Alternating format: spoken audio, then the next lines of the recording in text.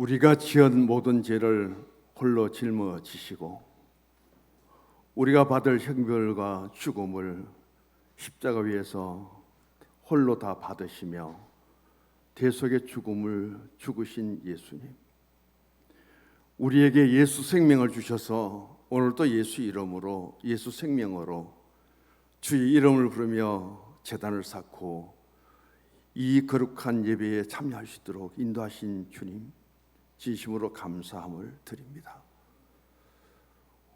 오늘 또 눈을 들어 주를 바라보며 골고다의 십자가의 주님의 구원과 은혜와 그 사랑을 생각하며 겸하게 머리 숙이고 예배드리는 이 시간 되기를 원하옵고, 이 예배를 위하여 준비하셨다가 하나님께 올려드린 장로님의 간구하심을 주님께서 들으시옵소서. 임마누엘 찬양대 거룩한 옷을 입고 거룩한 자리에서 거룩한 성호를 찬양하는데 하나님 복 주시고, 하나님 더 주를 위한 헌신과 섬김에 주의 종들을 자원하여 세우시고 주님 앞에 제한 없이 사용될 수 있도록 주께서 붙들어 주시옵소서. 종을 또 세워주셔서 감사하옵고, 이 단에 세워질 때마다 주님께서 붙들어 주시며 말씀 전할 때 인간의 모습은 감춰주시고, 오늘 또 아버지 하나님 말씀이 선포되는 곳에 주의 영으로 임하시사 우리의 듣는 귀가 열려지게 하시고 마음에 뜨거운 성령의 감동으로 채워지기를 원합니다.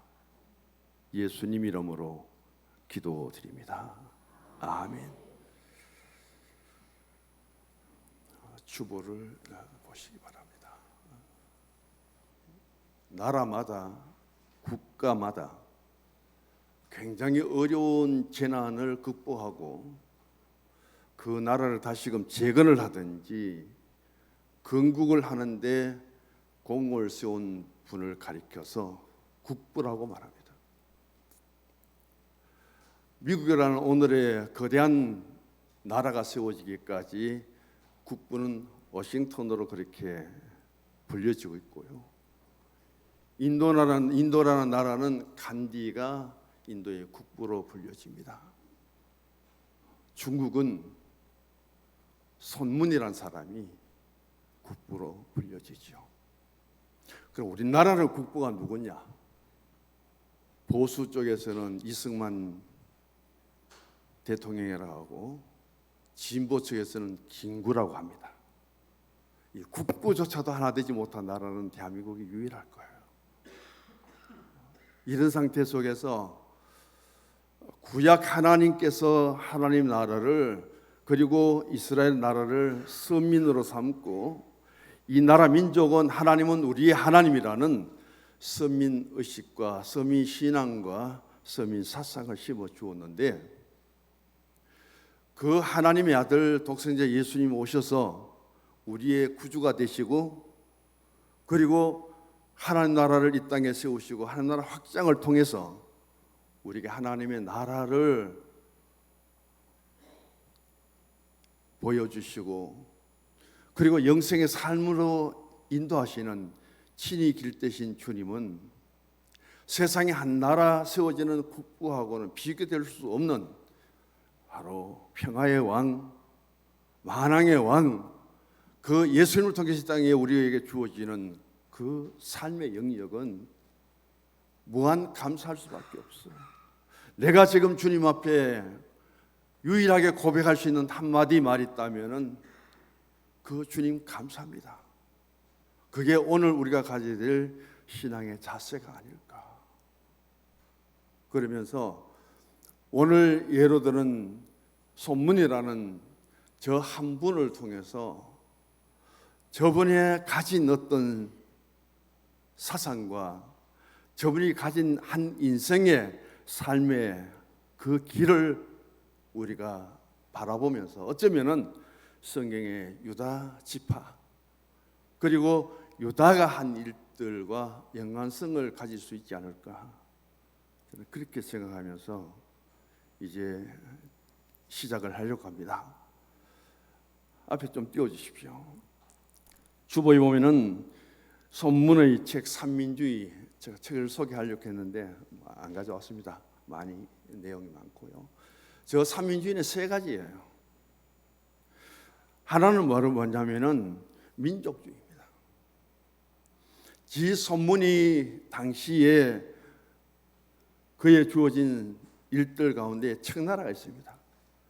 중국의 고대 역사를 통해서 보면은 군주 그리고 왕족으로 이어지면서 청나라 시대가 오랫동안 계속되면서 그 지배 속에 있던 백성들에게 저 청나라를 굴복시키고 한나라 민족 공동체를 이룰 수 있어야 된다. 그래서 민족주의를 굉장히 제청을 합니다. 민권주의는 역사 속에 쭉 보면 계속해서 군주 정치 아니면 왕족 정치를 통해서 얼마나 백성들이 유린을 당하고 힘들었는지 이 공화 정치로 공화정으로 옮기자 그 말이에요. 백성들은 착시에 그리고 너무 짓눌리고 이러기 때문에 토지 개혁을 통해서 민생, 세 번째 민생주의거든요. 민생들이 어려움 없이 살아가도록 하자. 이 세 가지를 주창합니다. 민족주의, 민권주의, 민생주의. 그런 엄청난 하나의 사상을 주입시켰는데 오늘의 중국이 이것을 지키지 못하고 공산화되었다는 것은 역사적으로 너무 가슴 아픈 일이죠. 그런 사상을 가진 중국이라는 나라가 기독교를 받아들여서 오늘의 자유민주주의 속에서 기독교 하나의 종교를 세워갔다면 중국의 파워라는 것은, 힘이라는 것은 대단하지 않을까. 박사 아메리카노는 아무것도 아니라 그런 생각을 가져봅니다. 그리고 인생을 세 가지로 또 나눕니다. 뒤에 거 찍어주세요. 이 손문의 주장이거든요. 세 종의 인생인데 첫 번째는 선지성각자입니다. 이것은 다른 사람보다 무엇이든지 내가 먼저 생각해라. 그 다음 다른 사람보다 먼저 내가 알아라. 다른 사람보다 먼저 깨달아라. 네 번째는 다른 사람이 행동으로 옮기기 전에 내가 가장 먼저 앞장서서 행동으로 옮기면서 솔선수범하고 롤 모델이 되어라. 이게 선지성각자예요. 저게 첫째 인생입니다. 두 번째 후지후각자는 이미 자신이 어떤 무엇을 하려고 해도 다른 사람이 앞질러가 버려요. 다른 사람이 먼저 깨닫고 다른 사람이 먼저 실천하고 그래서 뒤따라가다 보면 항상 한 템포가 늦고 이 사람은 절대 리더자가 될 수 없습니다. 앞에서 이끌어갈 수 있는 지도력을 상실해 버린다는 거예요. 부지부각자는 뭐냐면은 자기가 앞선지 뒷선지도 모르고 도대체 자기가 뭘 하고 있는지도 모른다는 거예요. 그런 상태 속에서 자기 정체성을 잃어버리고 자기의 존재 가치도 잃어버리고 어떤 공동체 속에서는 이런 사람들로 통하여 굉장히 어려움을 당하고 이런 사람들 때문에 전혀 엉뚱한 일들이 일어나게 되고 그런 부류의 사람들을 통해서 부지부각자다. 그러면 오늘의 이 주장하는 삼민주의에 있어서 가장 우리가 어떤 인생의 삶을 살아야 되느냐? 1번입니다. 선지성각자입니다. 자, 오늘 우리가 본문을 보면은 굉장히 배열적으로는 이상합니다. 왜냐하면은 여호수아 24장 29절에 보면요, 여호수아가 110살에 죽습니다. 자, 사사기 2장 8절을 한번 넘겨보십시오. 뒤쪽에 넘기면은 역시 여호수아가 사사기 2장에 가서 죽어요. 몇 살에? 110살에. 근데 사사기가 시작되면서 1절에 보면은 여호수아가 죽은 후에 이렇게 배열상으로 맞지 않아요.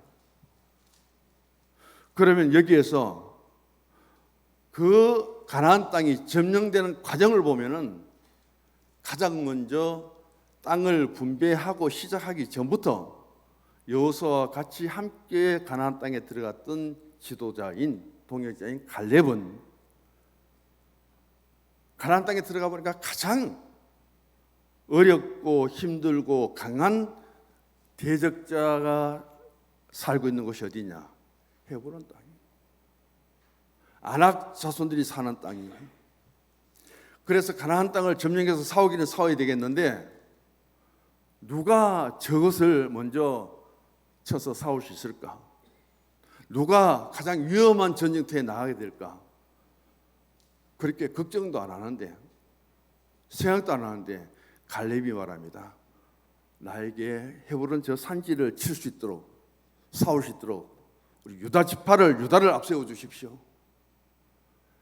그 갈렙이요, 민수기 14장에 보면은 가나안 땅 40일 정탐하고 돌아온 10명의 정탐꾼들이 우리는 그 땅에 들어가면 그 아낙 자손들 밑에서 메뚜기다, 밟히면 다 죽는다 하고 그렇게 벌벌 떨었는데, 야, 그 땅을 내게 맡겨라. 나이 85세인데 내가 그 땅을 점령하겠다. 유다 지파는요, 가나안 땅에 들어와서 가장 먼저 그 일을 하는 거예요. 거기에 적용시키면서 연결을 해야 이해가 될 거예요. 자, 모세도 죽었습니다. 그리고 지금 보면은 여호수아도 죽었습니다. 그리고 사사기에 들어와서 사사 시대가 열려지게 됩니다. 모세는 죽기 전에 요단 동편에 갓, 누벤, 므낫세 반지파 두 지파 반을 이미 기업으로 주었습니다. 왜?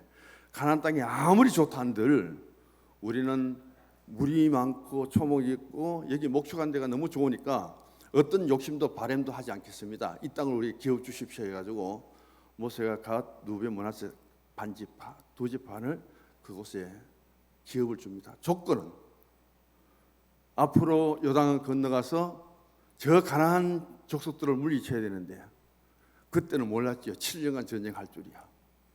너희들도 가서 같이 싸워야 된다.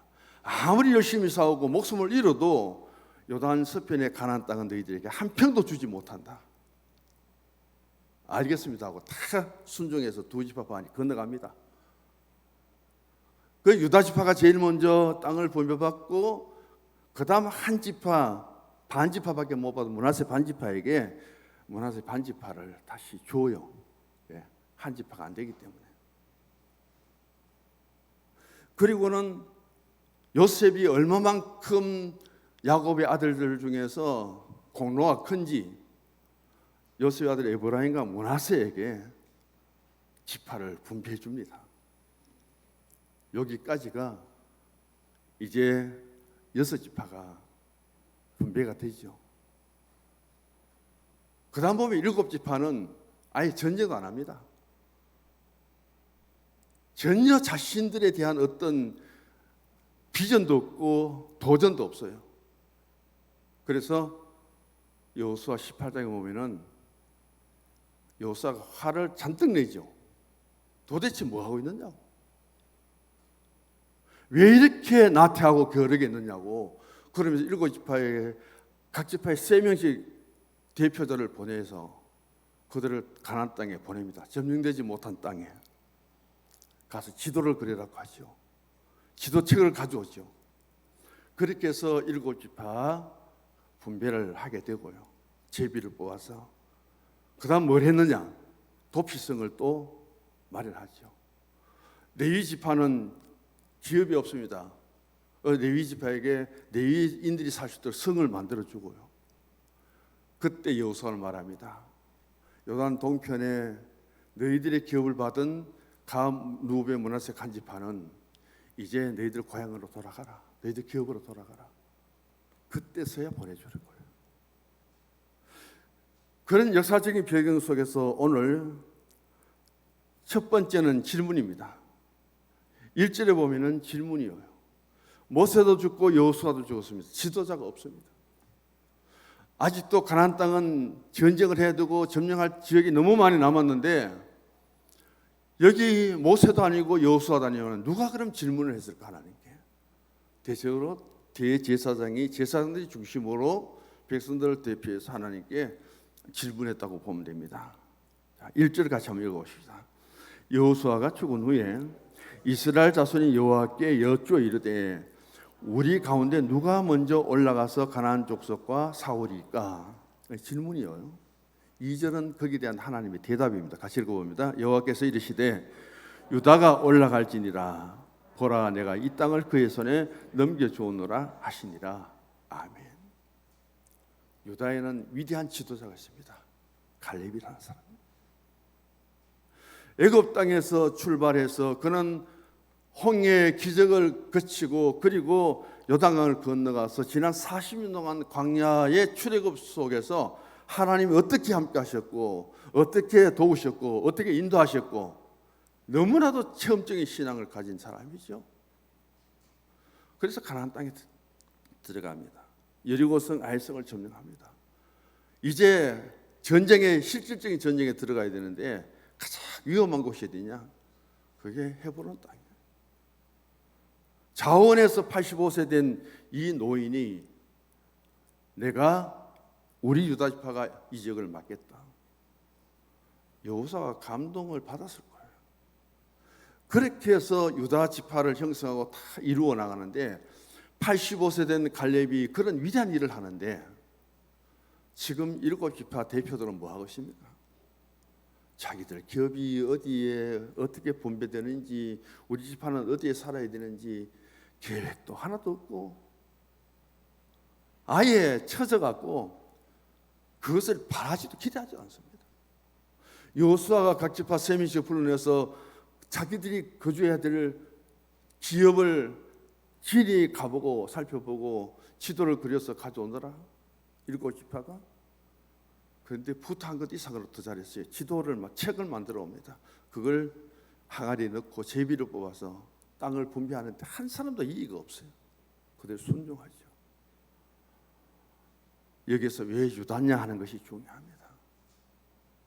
왜 유다가 중요하냐? 저는 삼성그룹의 역사를 쭉 돌아보니까요.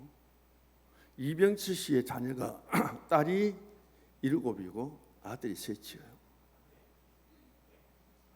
그런데 첫째 아들 이명희 씨와 둘째 아들 이창희 씨는 아버지 이병철 씨와 너무 안 맞아요. 그런데 둘째 아들 이창희 씨는 이병철 씨가 그 사카린을 수입해는 그걸 직접적으로 신고한 사람이 둘째 아들이라요. 아버지 요거 일본에서 사카린 수입해가지고 요거 불을 취하는데 요거 그냥 두지 마시고 아버지 잡아 가두십시오. 둘째 아들이 보고합니다. 신고해버려요. 그걸 들은 박정희 대통령이 이병철 씨인데 네 아들이 내한테 신고했다. 어떻게 생각합니까? 그래서 뺏겼잖아요. 그래 둘째 아들 또 내 후계자가 될 수 없다. 첫째 아들 저거나 내한테 늘 반항만 하고 이명이 나도 너는 내 상속자가 될 수 없다.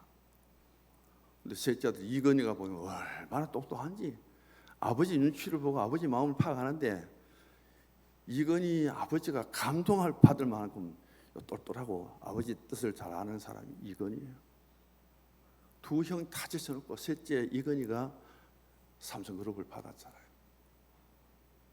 그것 아들이 많으면 문제가 생길 때 아들은 다 안 싸우도록 이정 하나만 낳았잖아요. 아들 하나만 낳으십시오. 상속하실 분들은. 그런 걸 통해서 오늘의 삼성그룹의 이건희가 왜 삼성 후계가 되었는가 그 의미를 살펴보면 깊은 뜻이 있습니다. 유다는요 야곱의 넷째 아들이에요. 이 넷째 아들 유다가 어떻게 앞에 그 형들을 다 제쳐두고 그리고 유다 지파가 가장 앞서고 축복받고 그 유다 지파의 혈통을 통해서 다윗이 나고 다윗을 통해서 예수님까지 이 땅에 태어날 수 있는 그런 지파가 되었는가? 유다가 도대체 뭘 했는가? 성경은 그것을 제안을 우리가 쭉 소개해주고 있습니다. 가장 먼저는 창세기에서 나오죠. 요셉이 아버지 심부름을 갖다가 형들에게 미움을 당하고 시기 질투를 당해서 구덩이에 빠뜨려 버립니다. 그럴 때에 그 요셉을 그대로 두면 죽을 수밖에 없어요. 형들이 살려두지 않습니다. 유다가 제안을 딱 하잖아요. 우리가 아버지가 가장 사랑하고 아끼는 이 동생 요셉을 죽여본들 무슨 우리에게 유익이 있겠느냐? 아버지가 무슨 좋은 소식이 되겠느냐? 그렇게 미끌랑 죽이지 말고 먼 나라로 우리가 팔아버리자. 그 제안한 사람이 유다예요. 자기 생각도 있지만 형제들을 그 분노 속에 동생을 죽이려고 하는 아버지가 가장 아끼는 자기 동생을 죽이려 하는 그것을 아버지 마음을 헤아리면서 그렇게 해서 요셉을 파는데 다른 형제들은 어떻게 거짓말합니까? 양을 잡아서 피를 가지고 요셉을 이스마엘 대성에 팔아버릴 때 옷은 벗겨놓고 그 피를 양의 피에 그 옷을 양의 피에 범벅을 만들어 갖고 아버지가 가져가서 아버지 심부름 왔던 요셉이 짐승에게 이렇게 잡아먹혔습니다. 형제들이 그런 일들을 꾸미고 그렇게 할 때에 유다가 어떤 일을 했느냐는 거예요. 아버지 마음을 누가 제일 많이 헤아렸느냐? 그 형제 요셉을 하나 제거함으로 하여금 자신들은 이제 더 좋아질지 모르지만은 아버지 야곱의 그 아픔은 누가 해야 할 것인가? 그것을 가장 바라본 사람이 유다예요. 그런 면에서 유다는 참 좋은 믿음과 그리고 분별력을 가진 아들이심을 우리가 보게 됩니다. 창세기에 나오죠. 그뿐만이 아닙니다. 민수기 또 10장에 보면은 4절이죠. 이스라엘 백성들이 광야 40년을 행진을 합니다. 근데 그때 벌써 지파별로 행진을 하는데 앞에 어느 지파가 설까? 누가 선두에 서서 이 광야길을 헤쳐갈까? 가장 선두에는 유다 지파가 계속 섭니다. 여러분, 광야길에 앞에 선다는 것은 길도 없어요. 방향도 없어요. 얼마나 힘들겠습니까? 따라가는 사람 쉬워요. 그 길을 처음 개척해서 길이 없는 곳에 길을 만든다는 것은 너무 힘들 수밖에 없는데도 불구하고 그럼에도 유다 지파는 그것을 했다는 거죠. 자, 그다음 보면은 착한 말도 유다가 제일 먼저 하고요. 행동도 유다가 제일 먼저 하고요. 전쟁도 제일 앞장서고요. 그리고 헤브론도 가나안 땅에 제일 먼저 점령을 하고요. 그리고 모든 일에 앞장섭니다. 오늘 본문이 말했듯이 선지 성각자는 12아들 중에 어쩌면 그렇게 유다가 잘 알고 하나님 뜻을 잘 알고 하나님이 명령하고 하나님이 지시 내리기 전부터 그렇게 잘 움직이는지 앞장서는지 솔선수범하는지 그런 것을 통해서 하나님은 이 유다 지파에게 3가지 복을 내립니다. 그 복이 여기 나오죠. 왜 유다 지파일까? 1, 2, 3 다시 반복하지 않습니다. 성경 구절이 기록되어 있습니다. 그리고 이 백성들이 지도자가 없을 때 모세가 죽고 여호수아가 죽고 누가 어떤 지시를 내리고 어떻게 움직여야 될지 모르는 그때에 하나님께 그들이 할 일은 기도뿐입니다. 하나님, 앞으로 이 가나안 땅을 어떻게 해쳐갈까요? 어느 지파가 앞장서야 될까요? 누가 먼저 올라가야 될까요? 누가 먼저 앞장서서 싸워야 될까요? 그 질문일 때 하나님이 말합니다. 유다를 올려보내라. 유다를 올려보내라. 그러면은 유다에 가는 길을 내가 책임지겠다. 어떤 대적이 가로막아도 유다에 가는 길을 내가 지켜주겠다. 그 하나님의 응답이 2절에 나옵니다. 간단하게 정리합니다. 첫 번째, 우리 주보가 읽어봅니다.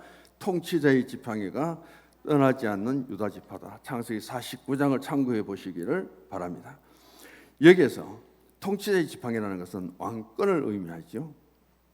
그래서 유다 지파에서 대를 이어서 왕권이 계승됩니다. 그래서 우리가 북왕국 이스라엘의 역사를 보면요, 왕권 혈통이 이어지지 않습니다. 맨날 반란 일으키고 그리고 죽이고 또 반란 자가 왕이 되고 그게 북왕국 이스라엘이에요. 그래서 역대기에 보면은 북왕국 이스라엘들은 왕의 자격이 없다.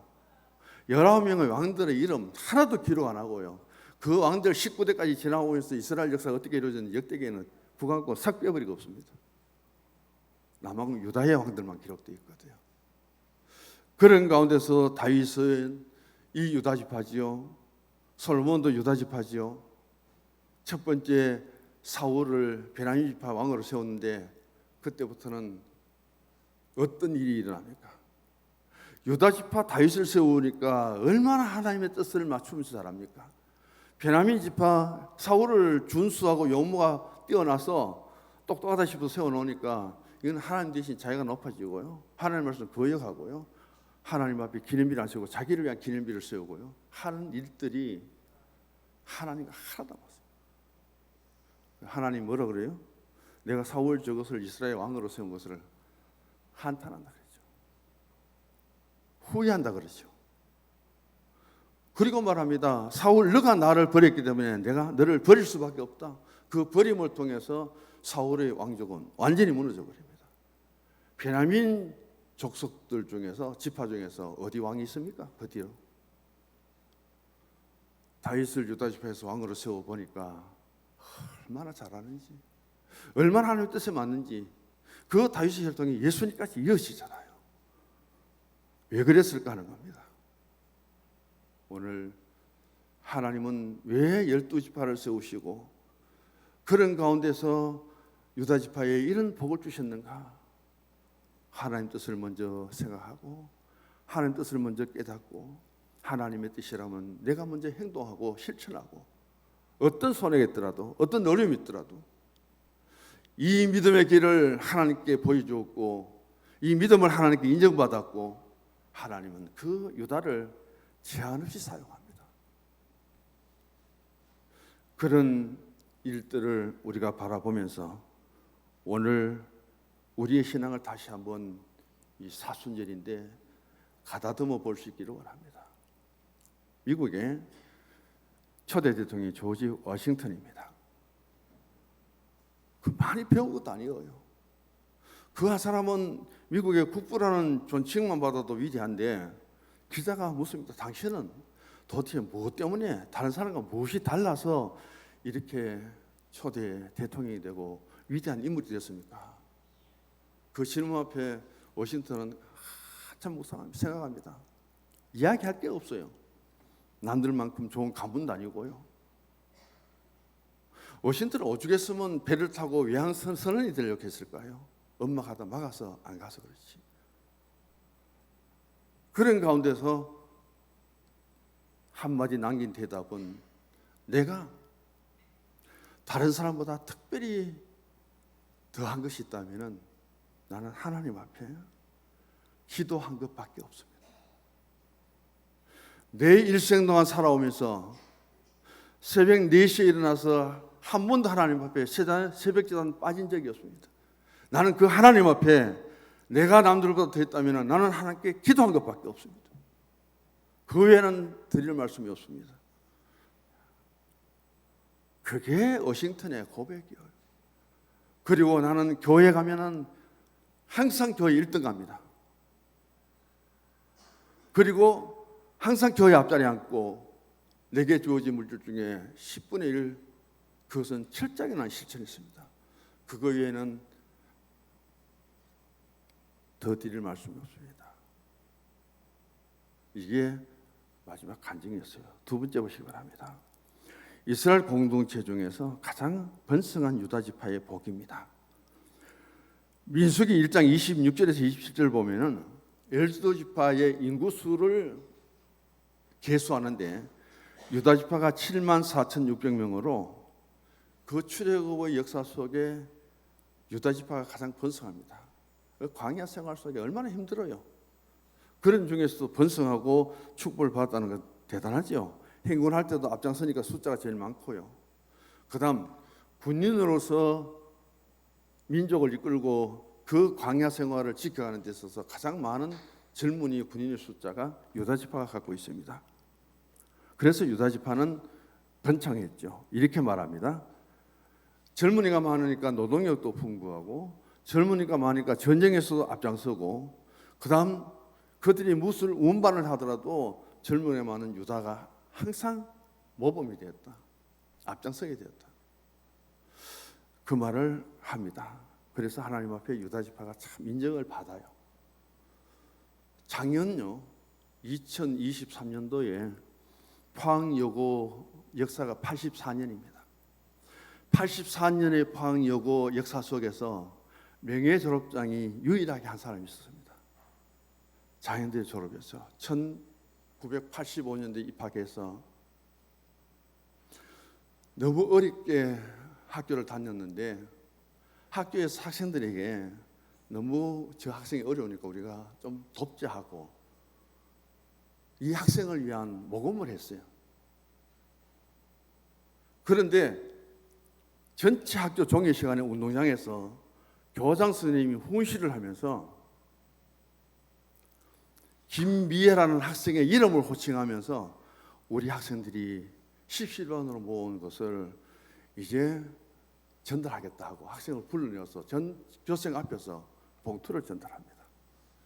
너무너무 충격을 받아서 내가 가난한 것도 참고 아무리 어려워도 내가 참는데 아버지 없이도 내가 살아왔는데 이 똑같은 학생들 앞에서 나를 불러내어서 그 학생들이 돈을 거두어서 돕는 봉투 것을 받고는 이 학생들 앞에 나는 얼굴을 드러낼 수 없다고. 그리고 학교 그만두고 집으로 쫓아가서 친구가 다니는 부산에 전화해서 방직공장에 취직을 해버립니다. 1985년도에 입학을 했다가 2023년도 35년 만에 명예 졸업장을 받은 사람이 지금 국회의원이죠. 김미애 국회의원. 아버지가 배를 사서 고기를 잡으러 갔다가 부도가 나서 도망가 버리고 그때부터 아버지는 몰라요. 지금까지. 아버지가 떠나니까 엄마가 자궁암 진단을 받아서 3개월밖에 못 산 진단을 받습니다. 이때 엄마가 이남 3녀를 모아두고는 우리 교회 가자. 구릉포 교회. 그렇게 가는데 새벽기도부터 교회 집회는 한 번도 빠진 적이 없답니다. 그런 엄마가 3개월이 아니라 3년을 더 살다가 돌아가신 거예요. 12살 때 아버지 떠나버리죠. 엄마 고등학교 들어가기 전에도 떠나버리죠. 그래서 공부를 해서 포항여고 입학을 했는데 너무 어려워서 차 탈 돈도 차비도 없어요. 구릉포에서 거기 다니는데. 그걸 알고 학교에서 학생들을 모아서 돈을 거둬서 그 봉투를 받는 순간 너무너무 창피해서 여고생 입장에서 그만 학교를 떠나버리는 거예요. 그러면서 부산에 방직공장 다니는데 그 고된 일들 중에도 한 번도 새벽기도 빠진 적이 없대요. 기도 제목은 하나님 내게 공부할 수 있도록 환경 열어달라고, 내게 공부할 수 있도록 길을 열어달라고. 그래서 야간고등학교 나왔는데 동아대학교 법학대학을 입학을 했는데 수석으로 입학해서 4년 동안 등록금 하나도 안 내고 다녔대요. 고시실이 합격했어요. 판사가 되어버렸어요. 그리고 2023년도 포항여고 졸업식장에 참석해서 그 후배들 앞에, 동문들 앞에 사진을 제가 많이 보고 왔는데 한번 들어가 보시기 바랍니다. 김미애 국회의원 여고 시절이라고. 학교 아무것도 없어요. 그래 고향으로 돌아가니까 고향에서 환대하고요. 자기가 다녔던 어머니와 다녔던 교회 가니까 목사님과 또 온 교인들이 그렇게 축복을 해주세요. 그래서 지금 자기가 국회의원 자리에 있어도 얼마나 감사한지 마지막 남기는 말은 그겁니다. 아무것도 없고 아버지도 없고 푸근하고 엄마는 해녀로 겨울 찬겨울에도 바닷속에 들어가서 그렇게 해삼 죽고 그런 우리를 살리던 그 어머니가 새벽이면은 한 번도 안 빠지고 야들아 교회 가자. 그 어머니의 신앙, 그 어머니의 기도를 통해서 오늘의 내가 있다고 그렇게 간증하더라고요. 누가 복을 받느냐? 하나님은 하나님 앞에 특별히 어떤 신앙의 삶을 살아가느냐는 게 중요한 거예요. 오늘의 나에게 주어진 환경 속에서 누리고 즐기고 살아가는 그게 최고가 아니라 하나님이 복 주시마 약속하셨고 누구에게 복을 주셔야 될까 하나님 보실 때 우리는 오늘의 신앙의 삶의 자리에서 나와 하나님과의 관계 속에 우리 자신들을 한번 돌아볼 수 있기를 원합니다. 마지막입니다. 유다 지파 혈통을 통해서 메시아가 땅에 오셨는데 마태복음 1장 족보에 대한 말씀을 참고로 드릴게요. 이 예수님은 오늘 우리에게 있어서 은혜를 주시고 구원을 주시고 그 가운데서 주님이 복을 주시기를 원합니다. 그런데 그 복을 주신 주님 앞에 우리의 신앙의 자세가 어떻게 될 것인가? 세리장입니다. 누가복음 19장에 보면 너무 키도 적어요. 인물도 못생겼어요. 근데 세상에 노마의 권력은 갖고 있습니다. 그런 그가 예수님이 여리고로 지나간다는 소식을 듣고는 예수님보다 앞서 달려갑니다. 여리고에 들어오면 예수님 그 길밖에 갈 수 없어요. 여리고 삼거리인데 지금 가보면은 그때 뽕나무 앞에서 서 있는데 높이가 얼마나 큰지 두세 사람이 둘러도 다 못 잡을 거예요. 그래서 우리가 성에 나오는 뽕나무는 아니에요. 뽕나무가 그리 큰 뽕나무 어디 있어요? 울창하고요. 울타리 해놓고 있는데 거기 가서 사람들도 많지요. 키도 적지요. 예수님 잘 보기 위해서 뽕나무 위에 올라가 있습니다. 먼저 갔지요. 그런 높은 곳에 가서 예수님을 한 번 더 보기 위해서 기다리죠. 그것을 예수님 지나갑니다. 이 삭개오보다 예수님 먼저 알잖아요. 내가 삭개오와 너가 왜 거기 올라가 있는지 안다. 내가 왜 너가 거기 올라가서 지금 있는지 누구를 보고 있는지 내가 안다. 빨리 내려오너라. 그렇게 한번 예수님 만났던 삭개오를 통해서 예수님이 그 가정에 삭개오에게 베푸신 은혜와 축복을 한번 바라볼 수 있기를 원합니다. 은혜 받을 사람 따로 있고요. 복 받을 사람은 준비된 자가 받는다는 사실을 우리가 결코 잊지 말아야 됩니다. 아무것도 노력하지 않고 아무것도 앞서가지 않고 아무것에 더 집중하지 않고 그러면서 하나님 내게도 축복이 오겠죠. 내게도 기적이 오겠죠. 내게도 성공이 오겠죠. 하나님과 흥정하지 마시기 바랍니다. 철저하게 자신이 깨어져요. 하나님은 우리에게 흥정하기 위해서 오신 분이 아니에요. 그런 신앙을 우리에게 보여주고 있습니다. 녹펠러 이야기는 생략하도록 하겠습니다. 너무 좋은 우리의 신앙적인 교훈을 주시죠. 주보 마지막 같이 읽습니다. 유다 지파는 항상 먼저 충성하고 먼저 봉사하고 먼저 앞장서서 세 가지 복을 받았다. 지도자가 되는 복과 자손들이 번성하고 잘 되는 복을, 영적 신앙의 복을 받았습니다. 유다 지파의 먼저의 신앙과 행함이 나부터 하나님 아버지 좋은 일에 앞장서는 것이 아닙니다. 또 앞장서야 될 의무가 있는 것도 아닙니다. 야곱의 아들 중에 네 번째 아들입니다. 그가 가장 위험한 전쟁에 뛰어들 필요도 없습니다. 그럼에도 불구하고 누군가는 앞에 서야 됩니다. 그럼에도 불구하고 누군가는 싸워야 됩니다. 누군가는 하나님 앞에 믿음의 인정을 받아야 됩니다. 하나님, 왜 유다가 하나님 앞에 가장 먼저 하나님을 생각하고 하나님에 대해서 다른 지파보다 더 많이 알고 하나님 뜻이 무엇인지 깨닫고 하나님의 뜻이라면 행동으로 위험해도 어려워도 고난이 와도 앞장서는 그 신앙과 그 삶, 하나님이 얼마나 기쁘시게 보셨는지 유다로 하여금 주어진 축복은 한 지파의 역사가 아니라 그의 혈통을 통해서 다윗은 한 나라의 국가 별이 되십니다. 태극기의 별이 됩니다. 그 혈통을 통해서 온 인류의 구세주 예수님이 이 땅 위에 오셨습니다.